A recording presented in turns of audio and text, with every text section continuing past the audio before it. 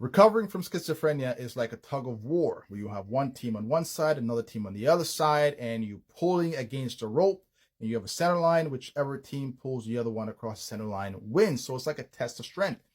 Now with schizophrenia, I should say the schizophrenia, the world is separated by, there's delusional and darkness, and then there is light and reality. Once you gain insight, you come from the dark world, the delusional world, to step a little bit into the light.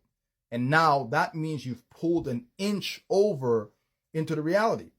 But the survival of schizophrenia within the individual is determined by how much it can convince the person to buy into the lie, right? So once you gain insight, it doesn't mean you're going to keep insight.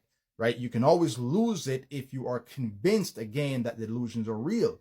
So, for example, somebody might gain insight that, oh, my family aren't trying to poison me, or so they're not reading my mind, or whatever, right? So that now they see, and now the illness is in danger. So what a person can do is they can go and they can maybe go see a doctor, get some medications, which will help them, and so that they don't have to struggle as hard against this thing.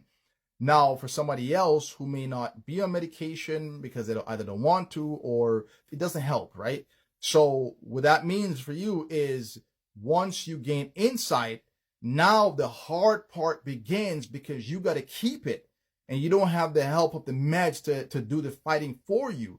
So it's going to come and try to challenge that whatever, if you think your parents or your people are poisoning you, or let's say you believe that it's a lie, now they're going to start to put reasoning in your mind, and they're going to put some situations where you're going to question whether they really are doing it. And now if you believe that, you go right to sleep, which means they pull you over into the darkness again, and your energy is corrupted, right?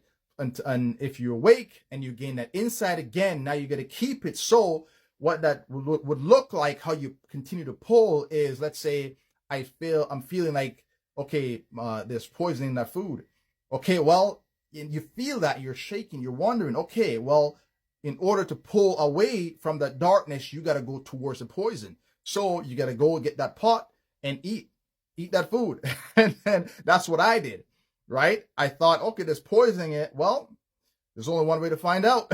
So I went and I ate the food, and I woke up the next day. I'm like, well, I'm alive, so it's no poison. All right. So, and then I found the next challenge that question made me nervous, and I went towards it until